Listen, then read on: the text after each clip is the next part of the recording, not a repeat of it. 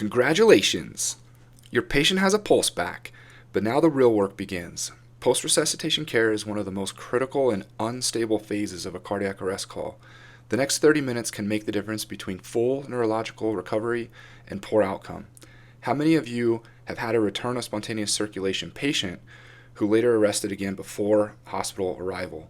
What do you think caused it? Let's start with recognizing when ROSC has actually occurred. Don't stop compressions just because the monitor looks organized.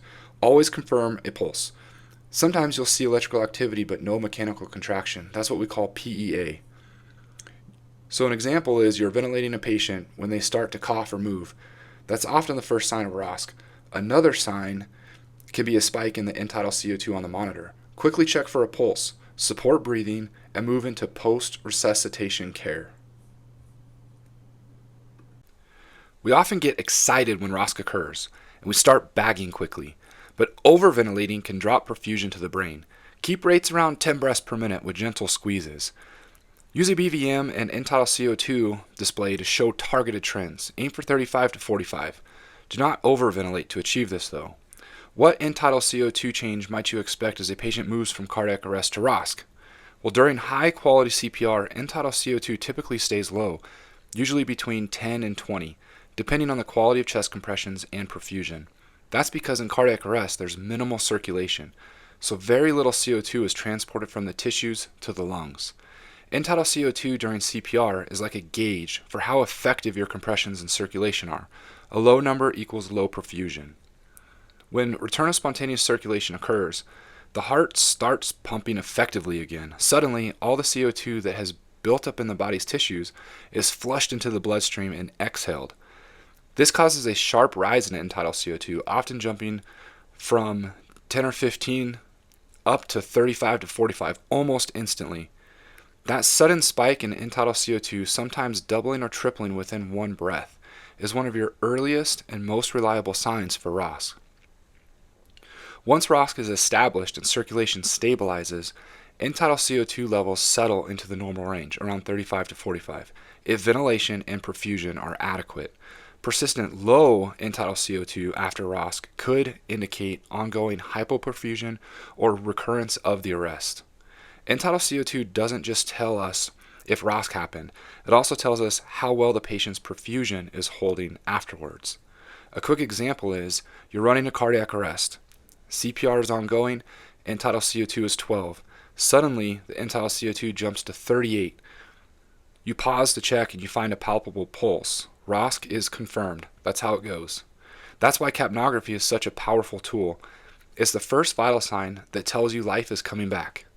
So to wrap it up, when end-tidal CO2 rises suddenly from low teens to normal range, it's your cue. The heart is coming back. End-tidal CO2 gives you the first clue, often before you even touch the carotid pulse. Post-ROSC patients are often profoundly unstable. Treat low blood pressure quickly to maintain brain perfusion. Think fluids first and pressure second. If we have signs of poor perfusion such as end-tidal CO2 less than 30, blood pressure less than 90 systolic, a MAP that's less than 60, or no distal pulses, treat with fluids administered at 20 mL per kilo. If no response to the fluids, then we give an epinephrine infusion. The way we do that is 1 milligram of epi in a 1,000 milliliter bag, given wide open to gravity until the perfusion improves, so we titrate it. Now this is your go-to treatment sequence when ROSC occurs and say the blood pressure is 70/40. After ROSC, we still need to figure out why the patient arrested. Correcting the cause keeps them alive. We have our H's and T's to help us figure this out.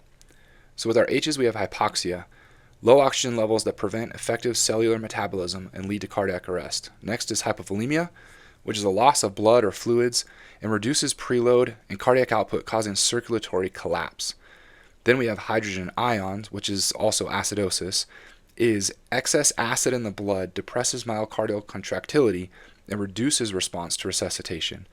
Then we have hypo and hyperkalemia, which is an abnormal potassium level that disrupts the heart's electrical activity and can trigger lethal arrhythmias.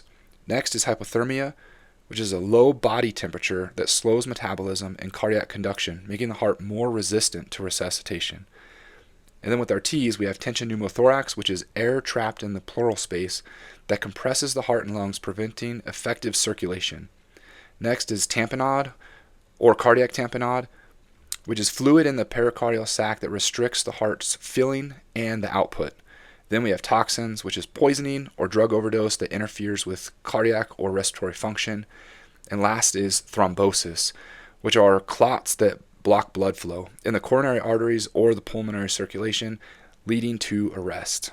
So the scenario is we have a ROSC patient that remains hypotensive with distended neck veins. What's everybody thinking? If you're thinking tension pneumothorax, that's one of your T's. You got it. Post-resuscitation care doesn't stop in the field. Delivering the patient to the right hospital is imperative. An example is we have a patient that was a witnessed VFib arrest. They don't go to just any hospital. They need to go to a PCI-capable center. So what's PCI? That's percutaneous coronary intervention, which is a minimally invasive procedure often called angioplasty, where a cardiologist inserts a catheter with a balloon and stent to open a blocked artery and restore blood flow to the heart muscle. A PCI-capable facility must have a cardiac catheterization lab, also known as a cath lab, open 24/7, an interventional cardiology team available within minutes, the ability to perform emergency coronary angiography and stenting, and lastly, support for critical care, which is like an ICU or CCU. And why does this matter for us? Well, time is muscle. Every minute a coronary artery stays blocked, more heart tissue dies. EMS crews transporting post-ROSC or STEMI patients should bypass non-PCI hospitals and go directly to a PCI-capable center. And you can look this up in our protocols. An example is a small community hospital like Evans may only give thrombolytic drugs, which are clot busters. A PCI-capable facility can immediately perform angioplasty, which greatly improves survival and neurological outcomes after cardiac arrest or STEMI. If your post-ROSC patient has signs of a heart attack, your destination should be a PCI-capable facility where they can fix the blockage, not just treat the symptom. So on to TTM. TTM, or targeted temperature management, slows metabolism and reduces brain swelling. It's not about making them cold, it's about protecting brain tissue. We used to have this in our protocol for pre-hospital treatment, but it has changed over the years and now is kind of only performed minimally at the hospitals. AHA's most current 2025 recommendations is for temperature control between 32 and 37 degrees Celsius, keeping that temperature for 36 hours, and no cold IV saline solution is recommended anymore. Some systems still do this, ours does it minimally.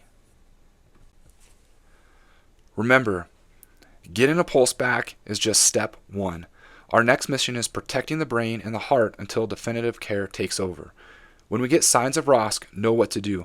Maintain a good blood pressure and don't over-oxygenate.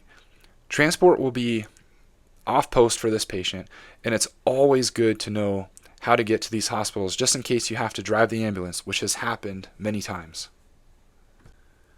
In closing, the work just begins when we get a pulse back.